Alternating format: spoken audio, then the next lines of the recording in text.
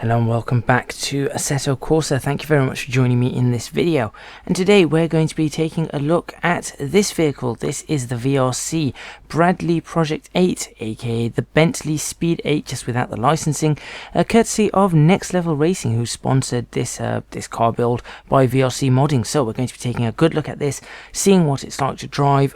What I've actually done is I've actually put on some Bentley skins, as you can see, so you'll see double numbers everywhere, and I'm just swapping through them there, so you can just see I've got the proper Bentley skins, and then I've got the sort of Project Bradley skins. So of course I'm going to be using the proper Bentley skins overall, and we're going to be taking a look at this vehicle and just seeing what it's like, everything about it, its sounds, its physics, its capabilities, characteristics, a little bit of history about the vehicle, so on and so forth. So make sure you stay tuned for that.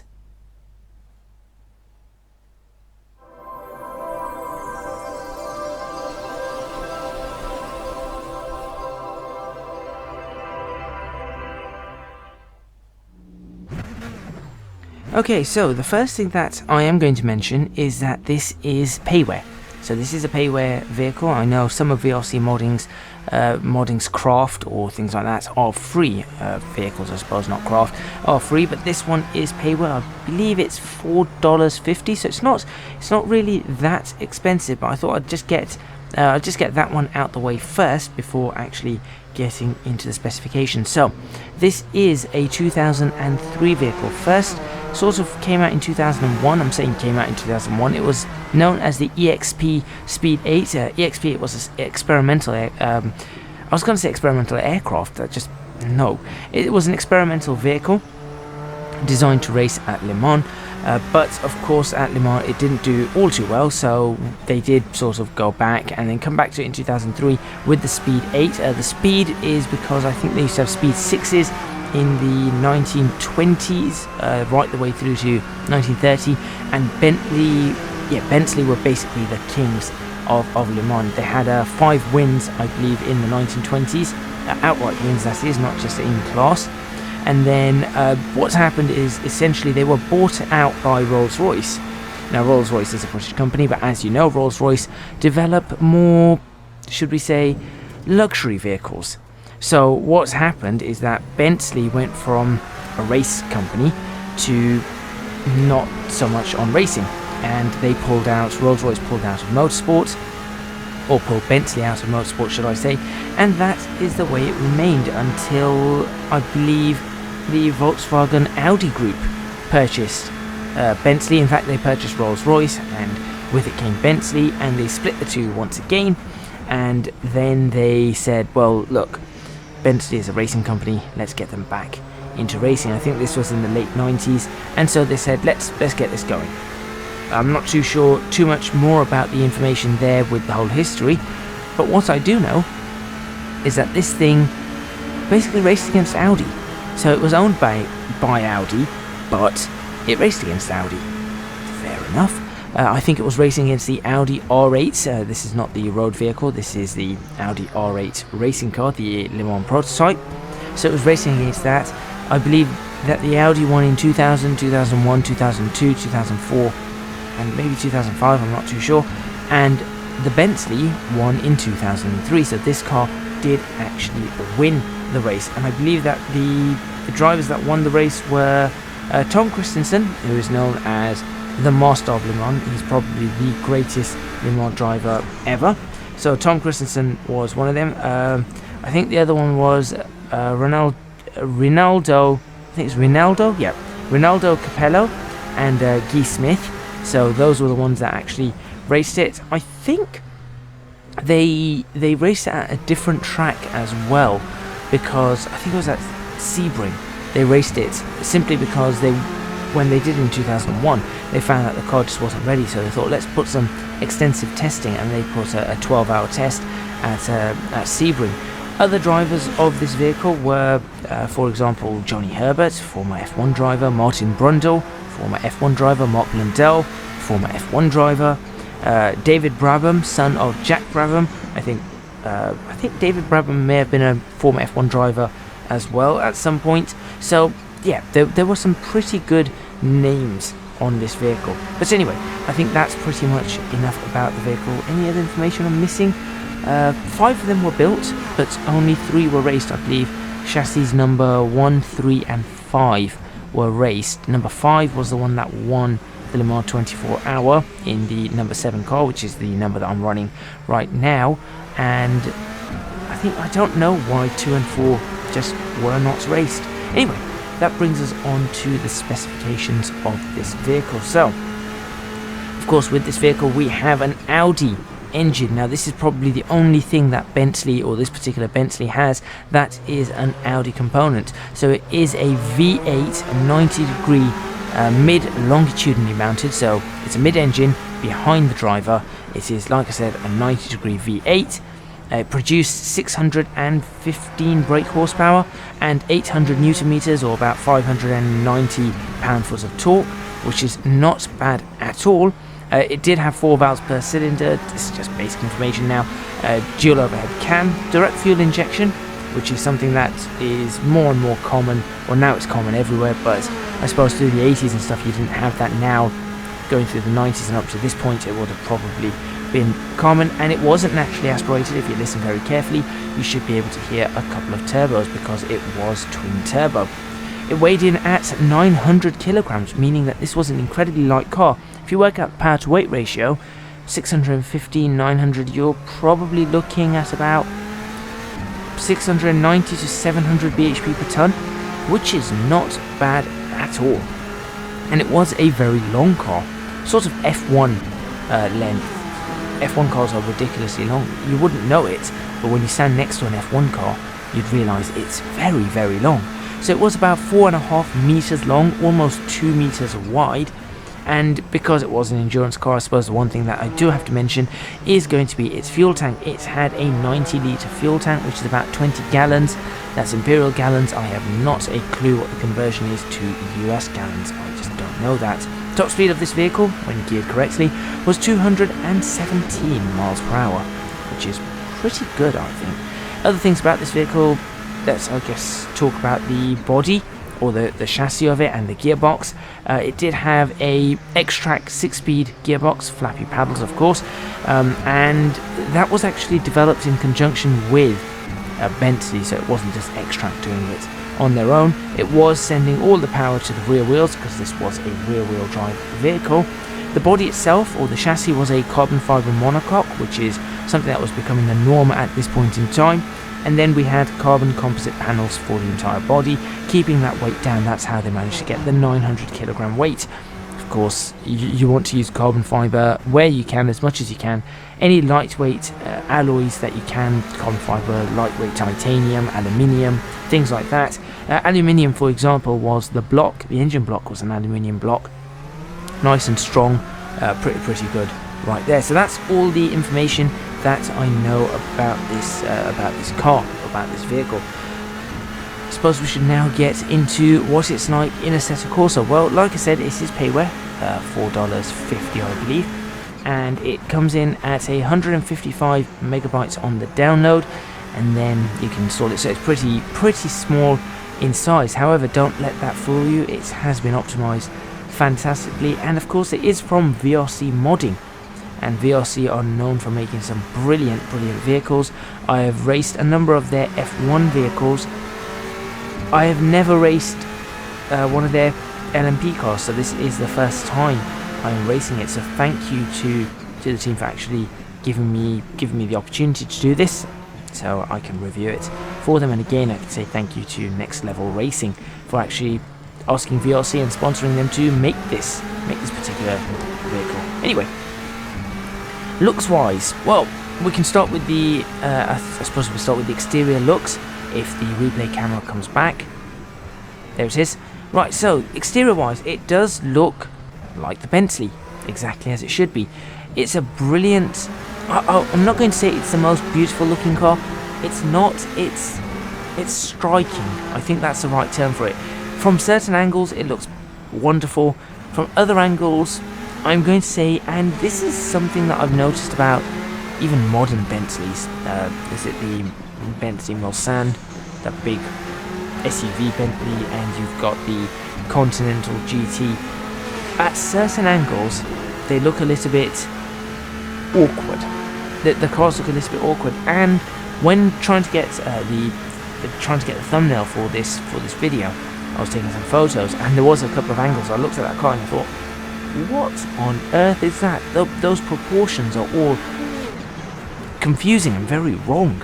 But that's just the way Bentley team seem to go, and interestingly enough, that's just the way LMP cars tend to go. You look at an LMP car, there will be certain angles that you just look at it and go, what? That's just not pretty in any which way, shape or form. But overall, the dimensions and the shape and the panels and everything of this car are striking. From many angles it does look great. From the side it definitely looks great, and there is something about LMP cars again. For example, it's got this bubble canopy thing. It's confusing. It's a little bit confusing. I would look at this car and I would expect to see an open cockpit vehicle, but you've got the whole canopy. Now I think the Audi R8 doesn't have the whole canopy, it's just open cockpit like I said, but this one does, and it does throw you off a little bit. So it's those kind of things that throw you off on this, but overall this car does look great. It's very accurately modelled to the Bentley Speed 8. Texture wise, interior, you can see everything's very period. One thing that I noticed looking at this whilst I was driving it was it does remind me a little bit, at least the dials or the information displayed on your, I was going to say HUD, it's not really a HUD, is it? It's just your instrument cluster. The information displayed there, it does remind me somewhat of the Maserati MC12 GT1. Very simple, again, that's about this era I think. Very simple, basic LED or LCD display. Nothing too fancy. You can see that everything that you need is there though. You've got the speedometer right there, you've got your rev indicators or your shift lights, you've got your gear, you've got your rev counter, you've got your lap time. Now I'm going to say that lap time, if you look at that, it seems to be jumping, it doesn't seem to be refreshing as quickly. Don't worry about that. I think that's got something to do with my Assetto Corsa install, so don't worry about that. Other things you've got there, you can see your last lap time, you've got your delta, so you can see I am about 1.5 seconds, well, the steering wheel's covering it, move, about 1.8 seconds up on my lap time, as you can see there. And you can see we've got some engine temperatures and water temperatures and oil temperatures, things like that, so that's pretty good. Over on the right hand side you can see a little Bosch unit. I believe that's for timing, that's got to be telemetry, because that's what I tend to see the Bosch ones do. I do wonder if that LCD display is Bosch as well. Most likely it is. I like the fact that inside, I don't particularly like the yellow, but I do like the fact that there is a map of the Le Mans racetrack right there. So just in case you get lost, there's the racetrack as we come through the Dunlop curve, or come up to the Dunlop curve. So I do like that. Everything's very basic, very simple, very period. They haven't tried to over engineer any of this, and it does show. Oh, there you go, you can see the Bosch logo. That is a Bosch display right there too. You know, this is what racing is. It's just, this is nice and basic, nothing super fancy. I do like it like this. Even the buttons though, there's not that many buttons. I don't even know what the buttons do particularly. I know the lights and stuff on the left hand side, as you can see. I don't know what the buttons on the steering wheel do. I'm sure one's drink, one's probably a pit limiter, or actually no, it might not be a pit limiter, because it tells us a sort of an RPM in first gear, what to hold for our pit speed. So maybe it's not a pit limiter, I'm not particularly sure. But anyway, overall it's fantastic. Texture wise, also fantastic. Of course we are using the downloaded textures from Race Department, which are brilliant, nice and clear, very easy to see, very high quality. But that being said, the ones that are supplied with the mod are also high quality, and you get loads and loads of them. So you know, it's very well done all the way around. Sounds wise, well, after you've heard that, I don't think there can be any complaints with the sound. It sounds absolutely brilliant. They've done a fantastic job with the sounds, as I was expecting. They've made good use of everything that's available in Assetto Corsa, all the sound banks that are available. They've made good use of sound samples, getting the right noises, so on and so forth. What I like about this is companies such as VRC or RSS, they are making the most of what's available in Assetto Corsa, because, as I used to say, there normally was a sound or a bit of sound that might have been missing in Assetto Corsa, and I used to comment on this. All simulators have something that is not perfect in the sound, but at this point I think it's got so far that these guys are now figuring out how to fill in those missing sounds, how to make this sound complete. And honestly, could I distinguish this from the real thing? I actually don't know. I think what would be the distinguishing factor would be the whole ambient noise outside. So it wouldn't be the vehicle itself, it would be the ambient noise outside. So that just goes to show how good this particular vehicle is and how well they've done with this. Brilliant on sounds. So that brings us nicely on to physics and force feedback as I start putting my foot down a little bit more on these laps. As you can see, I am getting faster lap after lap after lap. However, I'm still way off the pace. I felt like, after you see my last lap at the end of this video, that lap time that you see, I feel like I could go 6 seconds faster if I just raced for another 20-25 minutes, because I know where I was losing time, and I'm about to explain that now.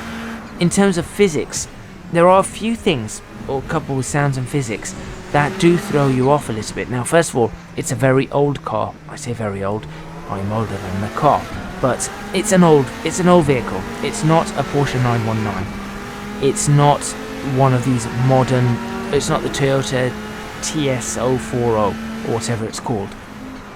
It's not that. It is a 2003 Bentley. It's rear wheel drive, as I said. You can feel the rear wheel drive. There you go, you just saw the car start to snap. As on that part of the circuit, it's difficult, because if you get your line wrong, what happens is the wheels tend to fall away from you as the track falls away from you, and you just lose all your grip.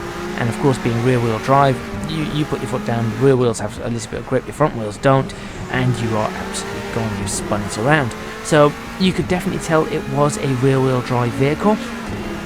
Very nice to drive. It's a very smooth drive, and I think that's important in endurance racing. You could tell that you had to drive this car smoothly. However, it did not tempt you into pushing really hard, and that was something that I was starting to realize at this point, is that the car doesn't tempt you to do anything. So for example, some F1 cars, they tempt you to go faster and faster lap after lap. This one did not. This one was just happy at what was being given. You know, you were giving it 80%, it was happy. You were giving it 70%, it was happy. So it didn't give me any feeling of, I want to push the car more. But when I started realizing that, hang on a second, I can push this car more, that's when I started gaining time. And as you can see here, I'm another, 8/10 now, I'm over a second up again. There you go, I'm about a second up right there. So you can see that I started pushing the vehicle, and where you can push the vehicle is on the brakes and the acceleration out of corners. This vehicle really does accelerate, despite the fact that it only revs up to about 8,000 RPM. You can see I'm at 7,300, 7,400 RPM. I just hit 187 miles per hour at 7,400 RPM in 6th gear. And that's one of the reasons I think it doesn't really give you that push, because you're revving so low, and it doesn't feel like you need to go faster, or the vehicle can go faster, but in actuality it can. And I found that normally I find that I am better on power coming out of corners when I'm putting my foot down than I am with the brakes. I am always a little bit slower on the brakes. However, on this car, I started finding that I was starting to brake later, but still a little bit hesitant on the power. I just wasn't sure if I could put my foot down, so I started putting my foot down a lot more smoothly, and that seems to help. So this car likes to be driven pretty smoothly. You come off you know, you come off the power suddenly, sure, but when you're rolling back onto the power, coming back onto the power, try to roll it, and you can just see, if you look at my telemetry and my data, you can just see in the bottom left hand corner, you can see that I am rolling on and off the power, which was pretty cool. I did quite enjoy that, and I did start feeling that this vehicle was doing a little bit better with that. However, I still was very, very slow, and my next lap is going to be my last lap, and you're going to see that it's still going to be pretty slow. This car can do 3-minute 32s, and I am in the 3:48. On this lap I am a 3:46, I think 3:46, and it can do 3:32s, so you can just see how slow I was. However, overall this car is fantastic. It's great to drive. Be smooth with the car, trust the brakes, really trust the brakes on this car. They can slow you down a lot faster than you think. And what I'm going to do is I'm going to let you guys enjoy the rest of this lap without me droning on over it. Thank you very much for watching. Please remember to hit that like button if you like the video, subscribe to the channel for more videos on Assetto Corsa. The next car is going to be the Audi R8. Leave a comment in the comments box below letting me know what you think. Don't forget to support me on Patreon, www.patreon.com/ecgadget. Link is in the description box below. And of course you can support me on social media at ecgadgetlp for both Twitter and Instagram. That's all from me. Thank you very much to VRC Modding once again and Next Level Racing, and I'll see you guys next time in Assetto Corsa.